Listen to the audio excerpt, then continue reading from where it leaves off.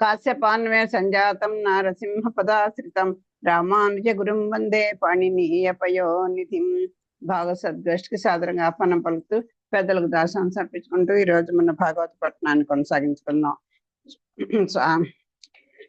నరసింహస్వామి ఆ ప్రహ్లాదుని రక్షించడం కోసమని ఆ ఉగ్ర రూపుడై నిన్న ఆ స్వామి అవతరించాడు, ఆవిర్భవించాడు ఆ స్తంభం నుండి. అది చూసిన అతని యొక్క ఆ స్వామి యొక్క దివ్యమంగళ విగ్రహాన్ని నిన్న మనం సేవించుకున్నాం. అది ఒకసారి ఆ భావం చెప్తాను చూడండి. దానవీరుడు తన భయంకరమైన గదాదన్నం గిరగిరా త్రిప్పి నరసింహస్వామిపై విసిరాడు. వెంటనే ఆ స్వామి గరుత్మంతుడు సర్పాన్ని ఒడిసిపెట్టినట్టుగా రాక్షసరాజును పట్టుకున్నాడు. దానవేంద్రుడు ఎగిరిపడి ఇటు అటు గింజుకొని కోపంతో చాకచక్యంతో బలం పుంజుకొని పట్టు తప్పించుకున్నాడు.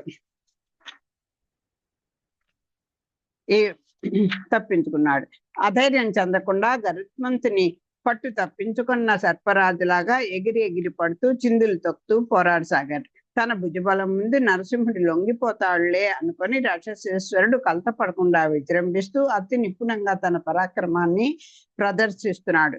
ఆకాశంలో దట్టమైన నల్లని మేఘాల మాట నక్కి నక్కి చూస్తూ దేవతలు వీడి లొంగేటట్లేడు, మన జీవితాలకు ముప్పు తప్పేటట్లేదు అని దిగులు పడి ఆలోచన చేస్తున్నారు. ఆ రాక్షసుడిని రహస్యంగా చూస్తూనే ఉన్నారు.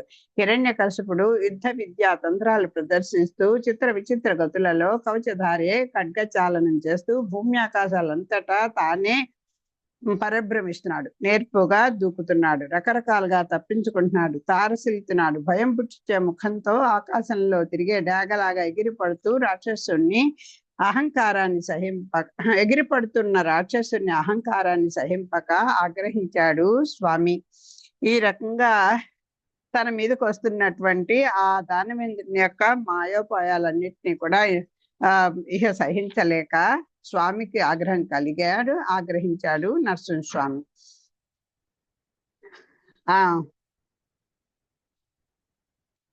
పంచానోద్ధృత పావక జ్వాలలు భూనభోంతరమెల్ల పూరితముగా దంచాకరాభీల దగదగాయత దీప్తి అసురేంద్రు నేత్రములంధములుగా కంటక సన్నిభోత్కట కేసరాహతి అభ్రసంగము భిన్నమై చెలింపన్ ప్రళయాభ్రచంచల ప్రతిమ భాస్వరములై కరణఖరోచులు క్రమ్ముదేరా చటలు జళిపించి గర్జించి సంభ్రమించి దృష్టి సారించి బొమ్మలు బంధించి కరలి జివ్వ ఆడించి లంఘించి చేతనుడివి పట్టె నరసింహుడా దితి పట్టినధిపా.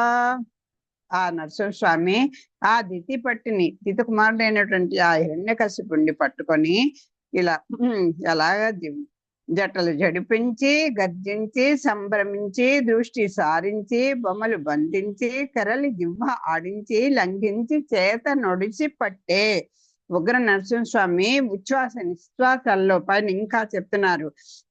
ఉగ్ర నరసింహస్వామి ఉచ్ఛ్వాస నిశ్వాసములలో అగ్ని జ్వాలలు వెలువడి భూమి ఆకాశాలు నిండిపోయాయి. పావక జాలలు భూనభోంతరాళం బెల్ల పూరితమ్మ. భూ అంటే భూమి, అంబము అంటే ఆకాశము కదా. ఆ భూమి ఆకాశాలు రెండు కూడా నిండిపోయాయట.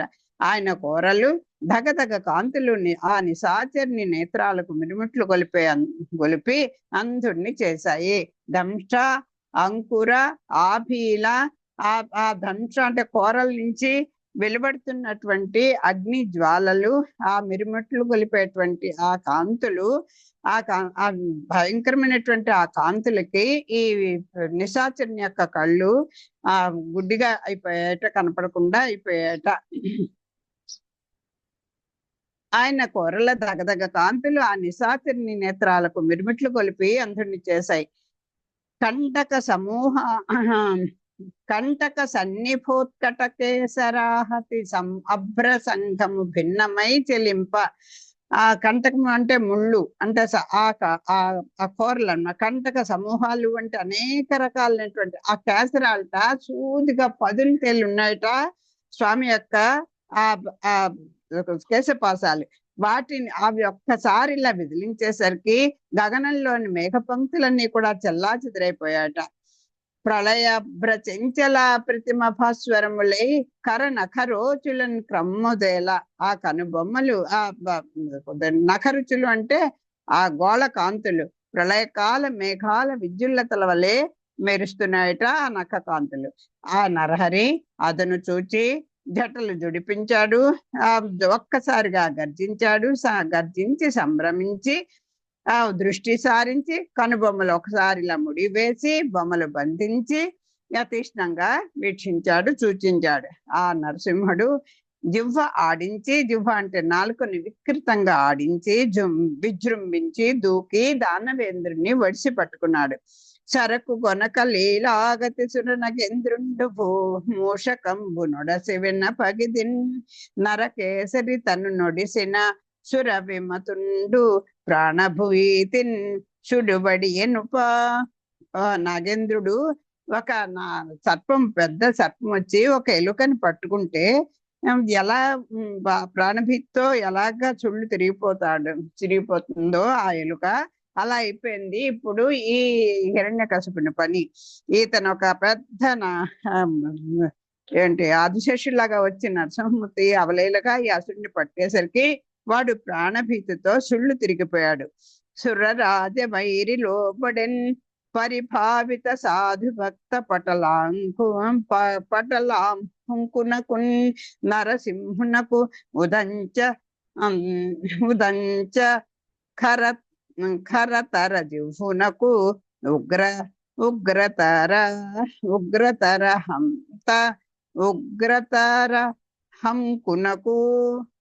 హంకునకును అంటే భక్త రక్షా పరాయణుడు, పరిభావిత సాధు భక్త పటలాంకునకున్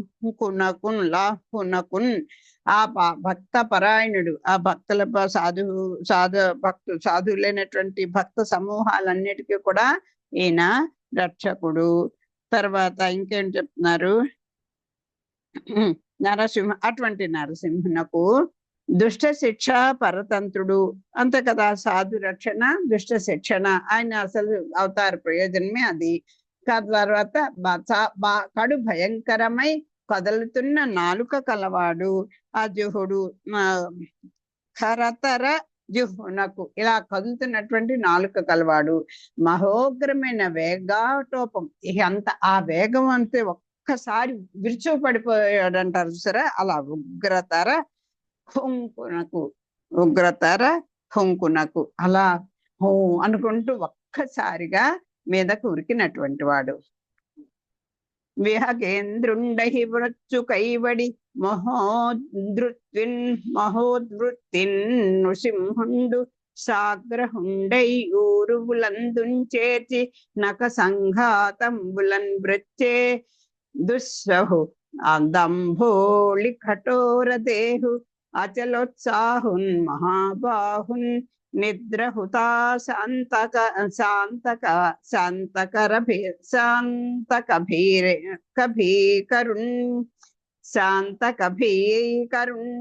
ఘనకరుణ్ దైత్యాన్వయ శ్రీకరుణ్ విహగేంద్రుండహి మృత్యు కైవడి మహోదృత్తిన్ను సింహుండు సాగ్రహుండై యూరువులందుంచేర్చి నఖ సంఘాతంబులన్ వ్రచ్చే దుస్వహు అంబోళి కఠోర దేహున్ అచలోత్సాహున్ మహాబాహున్ ఇంద్ర హుతాశాంతక భీకరుణ్ ఘనకరుణ్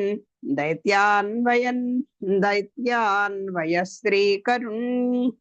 ఇక్కడ చూడండి ఎలాగా అతన్ని ఆ హిరణ్యకశిపుణ్ణి ఎలాగా సంహరించారో ఈ శ్లోకంలో చాలా వివరంగా చెప్తున్నారు. విహగేంద్రుండు అహి మృత్యు కైవడి. వివేకేంద్రుడు అంటే గరుత్మంతుడు, అహి అంటే పాము. ఒక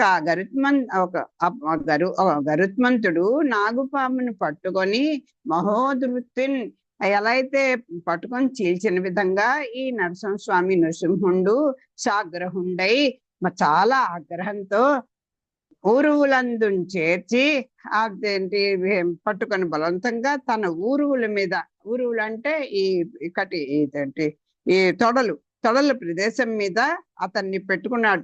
ఒళ్ళ పడుకోబెట్టుకుంటారు కదా, అలాగా ఊరువులందున్ చేర్చి నఖ సంఘాతంబులన్ ఆ పట్టుకొని బలవంతంగా తన ఊరువుల మీద అడ్డంగా ముందర పడేసుకొని నఖ సంఘాతంబునన్ బ్రచ్చే. నఖ అంటే గోళ్ళు, వాడి అయినటువంటి ఆ 10 గోళ్లతోటి, ఆ వేలు గోళ్లతోటి ఆ హిరణ్యకశిపుణ్ణి గోళ్లతో వాడి యొక్క రొమ్ముని చీల్చివేశాట స్వామి. ఇప్పుడు ఆ హిరణ్యకశిపుణ్ణి వర్ణిస్తున్నారు ఎలా ఉన్నాడో. మామూలు తేలికైన ఏదో అబలుడైనటువంటి వాడు కాదు కదా. వజ్ర కఠోర కాయుడు, వజ్రంతో చేశారా, వజ్ర కవచాన్ని ధరించి ఉన్నాడా అన్నట్టుగా ఉంది అతని యొక్క శరీరము. వజ్ర కఠోర కాయుడు,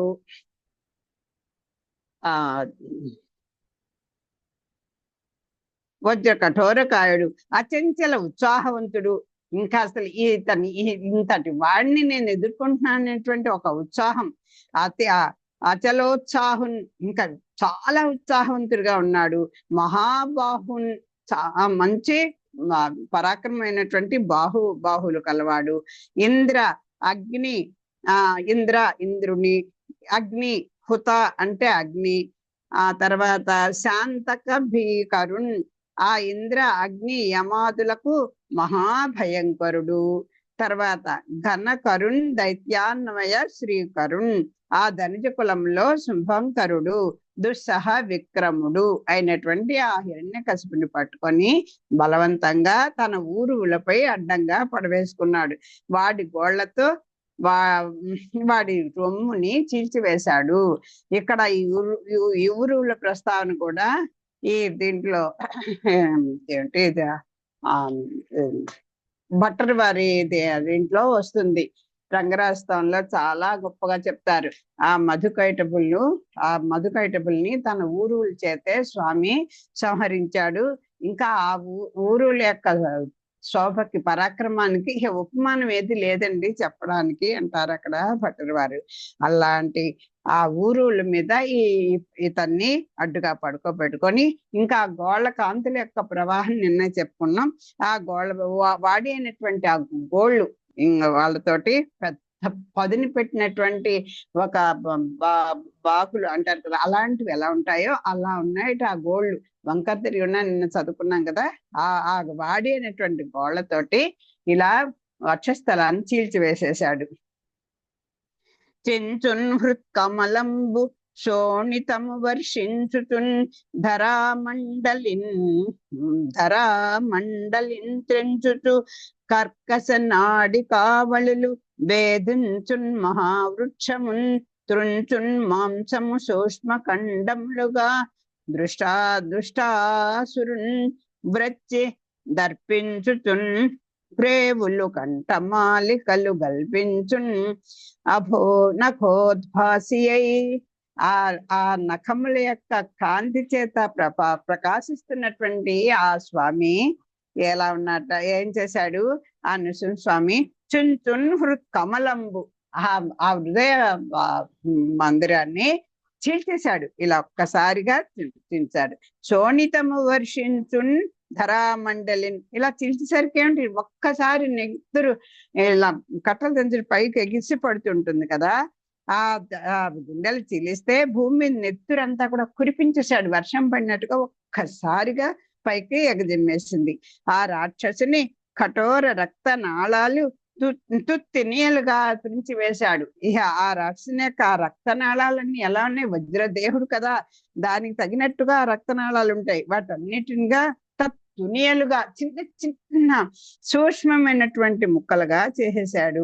తర్వాత అతని కఠినాతి కఠినమైన వక్షస్థలమును పగలగొట్టాడు. ఇంకా వక్షస్థలానికి చూడండి, యుద్ధాల్లో కూడా ఆ కవచాలు ధరిస్తారు, అలా ఉంది ఆ వక్షస్థలం.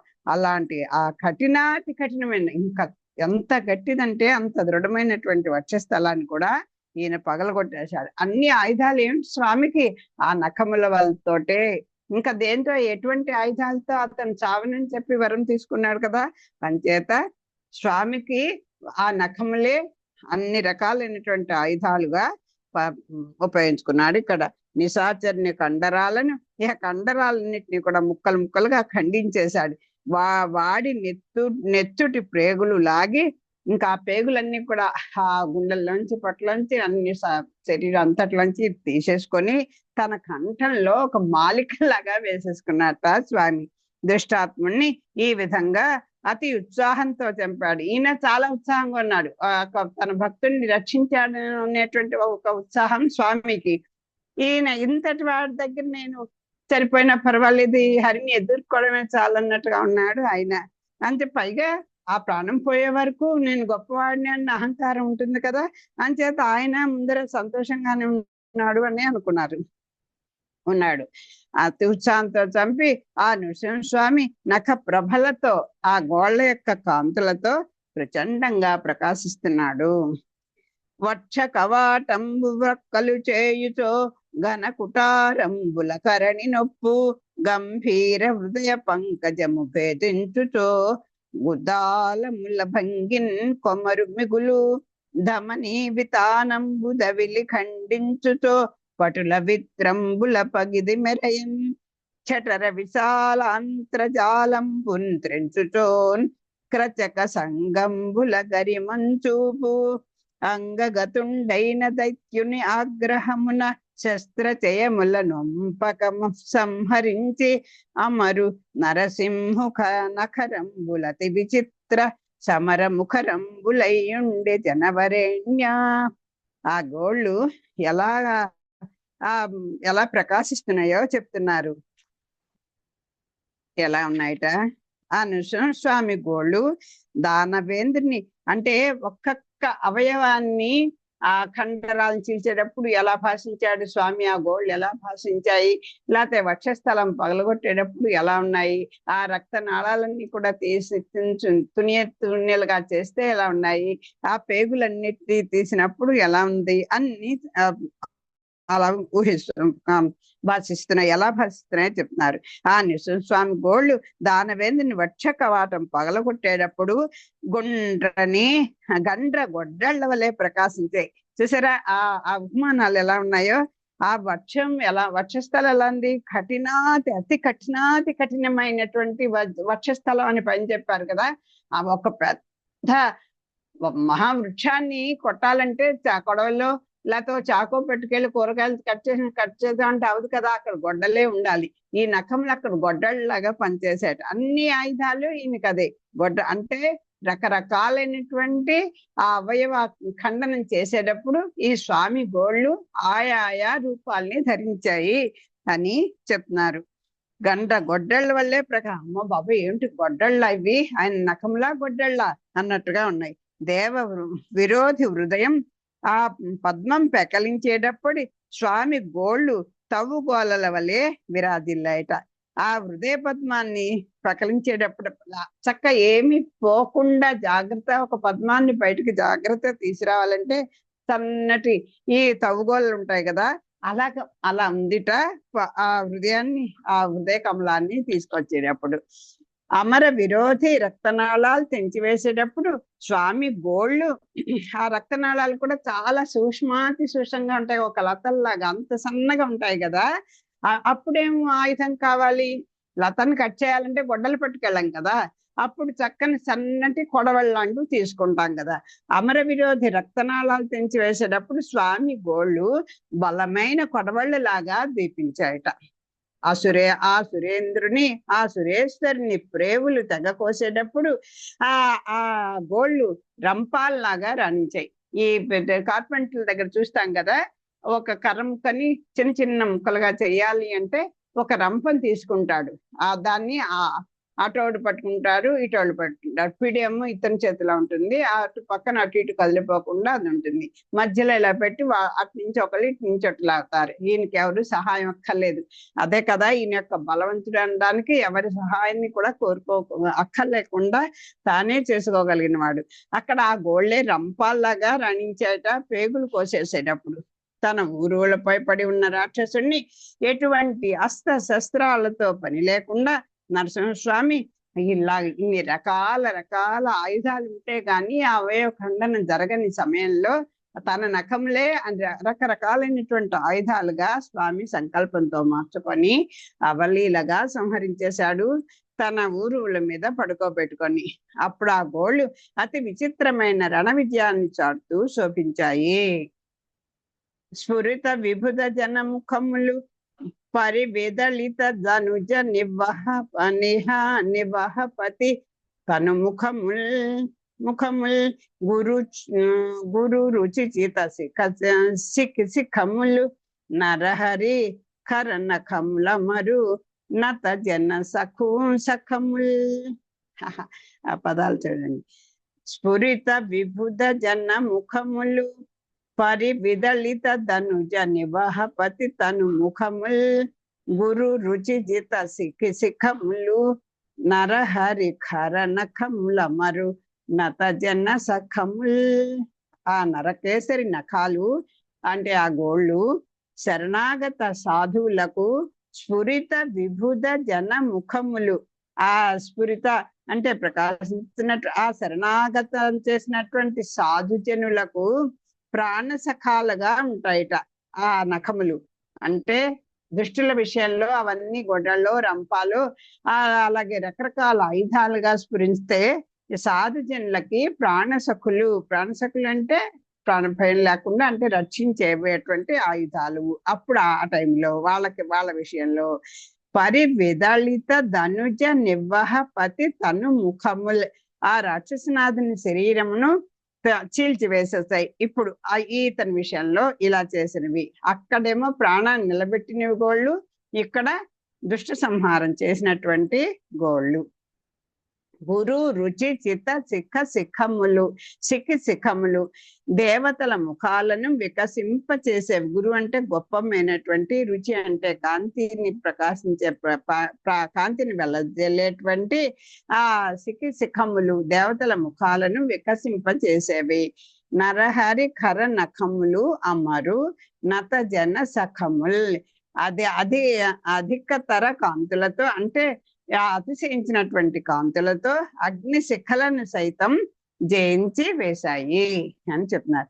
ఇట్లు కేవల పురుష రూపంబును మృగ రూపంబును గాని నరసింహ రూపంబున రేయును పవలును గాని సంధ్యా సమయంబున అంతరంగంబును బహిరంగంబును గాని సభాద్వారంబున గగనంబున్ భూమియున్ గాని ఊరు మధ్యంబునన్ ప్రాణ సహితంబులు ప్రాణరహితంబులును గాని నఖంబులన్ త్రైలోక్య జన హృదయ బల్లుండైన దైత్యమల్లు నివధించి మహాదహన కీలాభీల దర్శనుండును కరాళ వదనుండును లేలిహాన భీషణ జూఫుండును శోణిత పంకాంకిత కేసరుండును నై ప్రేవులు కంఠ మాలికలుగా ధరించి కుంభ విదళనంబు చేసి చనుదించు పంచాననంబున్ బోలే ధనుజ కుంజర హృదయ కమల విదళనంబు చేసి తదీయ రక్త సిక్తంబులైన నఖంబులు సంజారాగ రక్త చంద్ర రేఖల చెలువు సహింపక లేచి తన కట్టెదురుట ఆయుధంబులు ఎత్తుకొని తత్తరంబు నరణంబునకు ఉరువడించు రక్కసులన్ పెక్కు సహస్రంబులన్ చక్రాధిక నిర్వక్ర సాధనంబుల వక్కనిన్ చిక్కకుండన్ చక్కడిచే ఈ విధంబునా. చూడండి, ఇప్పుడు మనకి ఇలా గోళతో హిరణ్యకశిపుణ్ణి అన్ని రకరకాలైనటువంటి ఆయుధాలుగా తన గోళని మార్చుకొని అవయవ ఖండనాలు చేసి ఆ పేగులన్నిటిని కూడా మెడలో వేసుకున్నాడు అని అనగానే మనకు ఒక సందేహం వస్తుంది కదా. ఏమండి, అన్ని వరాలు పొందాడు కదా, మరి ఎక్కడ చంపాడు, ఎలా చంపాడు? ఆకాశంలో చావనన్నాడు, భూమి మీద చావనన్నాడు, రాత్రి చావనన్నాడు, పగలు చావనన్నాడు, ఏ ఆయుధాలతో చావనన్నాడు అని ఎన్నో గొంతెమ్మ కోరికలు కోరాడు కదా.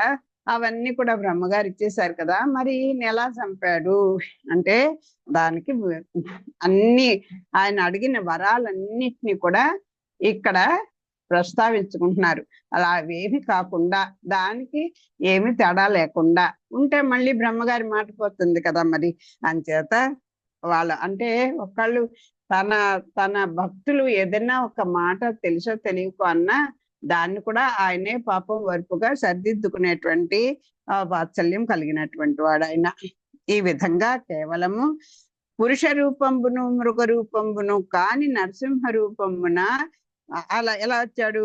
మానవులకి చావనన్నాడు కదా, జంతువులకి చావనన్నాడు కదా, అంచేత నర రూపము కేవలం మృగ రూపము కానటువంటి నరసింహ రూపంతో వచ్చాడు. రేయునున్ పగలున్ గాని సంధ్యా సమయంన, పగలు రాత్రి కానీ నేను చావను, పగలు చావను రాత్రి చావను అన్నాడు. సరే, ఈ రెండిటి మధ్యన ఉంది కదా సంధ్యా సమయం, ఆ సమయం ఎంచుకున్నాడు. తర్వాత అంతరంగంబును బహిరంగంబును గాని సభా ద్వారంబున, ఇంకేంటి, గృహమునకు లోపల వెలుపల కాని ద్వారం మధ్యంలో, లోపల చావును బయట చావును అంటే అందుకని ఆ ద్వారం మధ్యంలో, ఆ లోపల కాదు గృహానికి వెలుపల కాదు, అంచేత మధ్యలో ఉన్నటువంటి ఆ ద్వారం మధ్యంలో ఆకాశము గగనంబును భూమియున్ గాని ఊరు మధ్యంబున, ఆకాశము భూమి కానటువంటి ఊరు ప్రదేశంలో, ఊరులంటే అంటే తన ప్రదేశంలో ప్రాణ సహితాలు ప్రాణరహితాలు కాని గోళతో బ్రహ్మ ఇచ్చిన వర నియమాలకు భంగం లేకుండా, అంటే ప్రాణ సహితము ప్రాణరహితము. ఇప్పుడు ఆ నఖములు అనేవి సజీవంలా మరి సజీవములు కావా అంటే ప్రాణ సహితాలు ప్రాణరహితాలు, ఆ ప్రాణం ఉందే లేదు అంటే ఆ నఖములన్నీ కూడా అచేతనములే కదండి. మనం చేతనం అంటే తనంతట తనే వచ్చేది. అంచేత ఈ ఆ ప్రాణరహితాలు కానిటువంటి, అంటే ప్రాణ సహితాలు ప్రాణరహితాలు కాని గోళ్లతో, అంటే ఇక్కడ కరెక్ట్ గా ఎలా చెప్పాలి నాకు తెలియట్లేదు, అడుగుతాను. కాని గోళ్లతో బ్రహ్మ ఇచ్చిన ప్రాణరహితములు కాని నఖంబులన్ త్రైలోక్య జన హృదయ బల్లుండైన దైత్య మల్లుని వధించి మహాదహన కీలాభీల దర్శనుండును. బ్రహ్మ ఇచ్చినటువంటి వర నియమాలకు భంగం లేకుండా ముల్లోకాలకు గుండెగాలమైన ఆ రాక్షస రాజును వధించాడు నరసింహస్వామి. ఉగ్ర ఎలా కనిపిస్తున్నాడు? ఉగ్ర స్వరూపంతో ఆయన దావానల జ్వాలలాగా దర్శనమిస్తున్నాడు. చాలా రూపం అంతా కూడా ఉగ్ర రూపంతో ఉన్నది. ఆ కార్చిచ్చు మండితే ఎలాగ జ్వాలలు ఎలా ఉంటాయో ఆ జ్వాలలాగా దర్శనమిస్తున్నాడట. ఆ నరహరి ముఖము భయంకరంగా ఉంది. ఆయన యొక్క ఆ ముఖం చూడటానికి చాలా భయంకరంగా అయిపోయింది. చాచిన నాలిక లేలిహాన భీషణ జిహ్వుండును, అంటే చాచినటువంటి నాలుక నాగేంద్రునిలాగా ఉందిట, ఒక సర్పంలాగా ఉందిట. మెడజూలు నెత్తురుతో తడిసి ఉంది. రక్త సిత్తంబులైన నఖంబులు జిహ్వుండును. శోణిత పంకాంకిత కేసరుండును అయి ప్రేవులు కంఠమాలికలుగా ధరించి కుంభ విదళనంబు చేసి సనుదించు పంచాననంబునన్ బోలే. ఆ మెడజూలు నెత్తురుతో తడిసి ఎర్రగా ఉందిట. ఆ స్వామి రాక్షసుని ప్రేవులు కంఠమాలికలుగా ధరించి ఉన్నాడు కదా, అలా ధరించి ఉన్నాడు. దానవుని హృదయ కమలం చీల్చివేసిన నరసింహస్వామి మత్తేభ కుంభస్థలం తీల్చి చెండాడిన సింహరాజులాగా విరాజిల్లుతున్నాడు. ఒక మదపుటి ఏనుగుని సింహం ఎప్పుడైనా సరే కొడితే కుంభస్థలం కొట్టాలరా అంటారు. అది ఆ సింహం ఒక్కసారిగా ఎగిరి ఆ ఏనుగు యొక్క కుంభస్థలాన్ని కొట్టి తనకు కావాల్సినటువంటి రక్త మాంసాలని తినేసి వెళ్ళిపోతుండండి. అది దాని నియమం. అంత ధ్వంసం చేసేది. అది అలా కొట్టిన ఆ మొదటి ఏనుగు ఇంకా ఎన్ని జంతువులకు ఆహారంగా అవుతుందో అని పెద్దలు చెప్తుంటారు. అలా ఉన్నట్టు స్వామి ఆ నరసింహస్వామి మత్తేభ కుంభస్థల మత్తేభ అంటే మదించిన ఏనుగు, దాన్ని చీల్చి చెండాడినటువంటి సింహరాజ్యం అంటే ఆ మృగరాజు లాగా విరాజిల్లుతున్నట. రక్తంలో తడిసిన ఆయన నఖాలు, ఆ రక్తంలో తడిసినటువంటి ఆ నఖ కాంతుల్ట సంధ్యారాగరంజిత చంద్ర రేఖల వల్లే ఉన్నాయట. తెల్లని గోళ్ళు, ఆ రక్తసిక్తమైనటువంటి ఎరుపు రంగు, ఇవన్నీ కూడా సాయంకాలపు అదే పడమటి దిక్కుకు వెళ్ళేటువంటి ఆ సూర్యకాంతి లాగా ఉందిట. సంధ్యారాగ రంజితమైనటువంటి ఒక చంద్రరేఖల వల్లే ప్రకాశిస్తున్నాయట ఆయన నఖములు. సాయంత్రం అయిపోతుంది, సూర్యుడు వెళ్ళిపోతుంటే చంద్రకాంతి దాని మీద పడుతోంది అన్నట్టుగా ఆ సమయంలో ఉన్నటువంటి రూపం ఉందిట. ఆ రూపం చూచి కోపం పట్టలేక ఇంకంతా ఈ హిరణ్యకశిపుడు ఎప్పుడైతే సంహరింపబడ్డాడో వాళ్ళ సైన్యం అంతా వచ్చేస్తారు కదా, ఆసుర వీరులందరూ కూడా ఆయుధాలతో దానవాంతకుని పైకి దండెత్తి వచ్చారు. ఆ శ్రీహరి మీదకి దండెత్తి వచ్చారు. నరసింహస్వామి వచ్చిన వారిని వచ్చినట్లే చక్రాది ఆయుధములతో పెక్కు వేల రక్కసులను, ఈయనకైతే వరాలు కానీ వాళ్ళందరికీ వరాలు అక్కర్లేదు, వరాల ప్రకారం చంపక్కలే కదా, తన చక్రాయుధాలతోటి ఎన్ని పెక్కు వేల రక్కసులను అలా వచ్చి పరంపరగా వేల మంది రాక్షసులు వచ్చి పడిపోతుంటే ఒక్కడిని వదిలిపెట్టకుండా ఆ ఉగ్ర రూపంతో వధించి వేశాడు. రక్షో వీరుల నెల్లంద్రుంచి రణ సంరంభు చాలించి దృష్టి విక్షేపంబు భయంకరంబుగ సభా సింహాసనారూఢుండై యక్షీణాగ్రహుండై నృసింహుండు కరాళస్యంబుతో నొప్పెన్ తన్ వీక్షింపన్ పలికింపనోడి ఇతరుల్ విభ్రాంతులై విభ్రాంతులై డాంగగన్. ఇంకా ఆ సింహాసనం మీద స్వామి, ఆ నృసింహస్వామి సభా మండపంలో, ఆ సభా భవనంలో ఒక సింహాసనం మీద కూర్చున్నట్టండి. ఆ ఉగ్ర రూపం, దాని తాపం ఎక్కువైపోయింది. నరసింహస్వామి తాపం ఎక్కువ కదా, ఇన్ని వేల మంది రాక్షసుల్ని, పైగా తన భక్తుడిని బాధించాడు అనేటువంటి ఆ దాను వీరుడి మీద వచ్చినటువంటి ఆ ఆగ్రహాన్ని, ఇంకా ఆ బాధని తట్టుకోలేకపోతున్నాడు. మనకి ఇష్టమైన వాళ్ళని ఎవరైనా ఏదనంటే చూడండి, బాబా అంత దయాదాక్షిణ్యం లేకుండా చిత్తగా బాధించాడు, అయ్యో ఎక్కడెక్కడ నరాలు ఇదైపోయి అనుకుంటాను చూడండి, పిచ్చిగా ఎవడన్నా మన బిడ్డల్ని కొట్టేస్తే మనకి ఎలా ఉంటుందండి, అట్లా ఆ బాధని తట్టుకోలేకపోతున్నాడు స్వామి. ఆయనకి ఈ దానవేశ్వరుడి యొక్క ఈ సైన్యం యొక్క తాకిడి ఆయనకి ఏం కాదు, తన భక్తుడిని బాధ పెట్టారనేటువంటి ఆ బాధ, ఆ ఉగ్ర రూపాన్ని ఇంకా మామూలు స్థితికి రాలేకపోయాడు ఆయన.